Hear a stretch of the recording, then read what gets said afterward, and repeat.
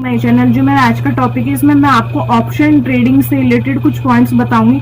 अगर आप उन पॉइंट्स को ध्यान में रखेंगे तो आप एक ऑप्शन ट्रेडिंग में अच्छा बेनिफिट ले सकते हैं, एक अच्छा पोटेंशियल रिटर्न को गेन कर सकते हैं।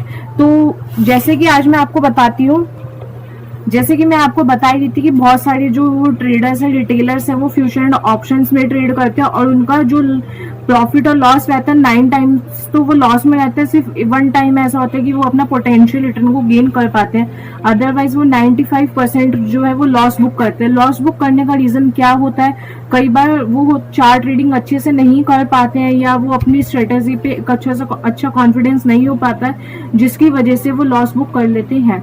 तो मैं ऐसे ही आपको कुछ पॉइंट्स बताती हूँ, आप उनको ध्यान में रखेंगे तो आप एक अच्छा पोटेंशियल रिटर्न को गेन कर सकते हैं।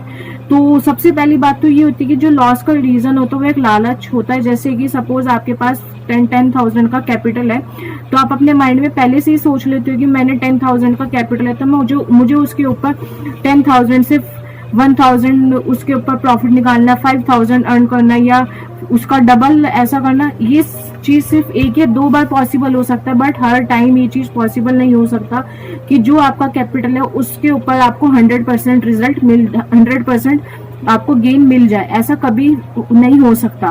तो इसमें आपको क्या करना होता है? सबसे पहले आपको डिसिप्लिन को फॉलो करना होता है। डिसिप्लिन को फॉलो का जैसे सपोज जो प्री मार्केट ओपनिंग सेशन होता है उसमें आपको कभी भी ट्रेड नहीं करना चाहिए, बिकॉज कुछ बिगनर्स क्या होते हैं वो प्री मार्केट ओपनिंग सेशन पे ही ट्रेड कर देते हैं। प्री मार्केट ओपनिंग सेशन जैसे वो देखते हैं कि मार्केट का लेवल यहाँ पे है, तो 9:15 पे जैसे मार्केट ओपन होती है वो वैसे ही अपना ट्रेड को एग्जीक्यूट कर देते हैं।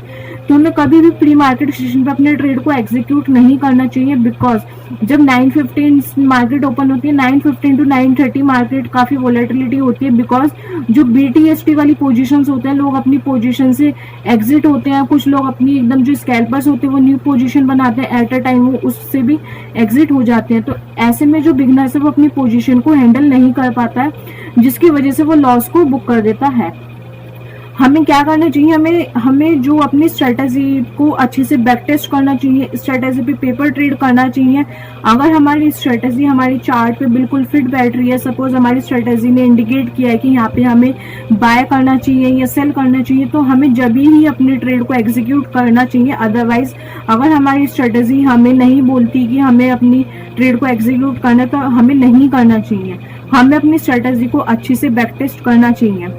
उसके बाद नेक्स्ट पॉइंट आता है कि आपको चार्ट रीडिंग अच्छे से आनी चाहिए। चार्ट रीडिंग में आप कैंडल स्टिक्स पैटर्न को भी एक अच्छे से फॉलो कर सकते हैं। काफी सारे कैंडल स्टिक्स पैटर्न होते हैं, हम अपने चैनल पे उसको अपलोड करते हैं, आप उसको देख भी सकते हैं। अगर आपको कैंडल स्टिक्स पैटर्न की भी नॉलेज होगी तो उससे भी आप काफी एक अच्छा पोटेंशियल रिटर्न को गेन कर सकते हैं।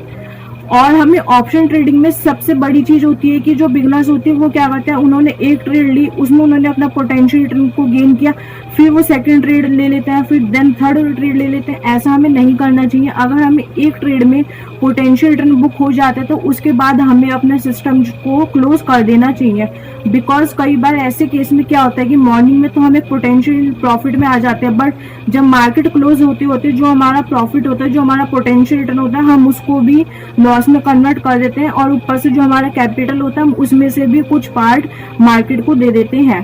तो ऐसे में क्या रहता है कि हम most of the time loss की प्रॉब्लम को फेस करते हैं।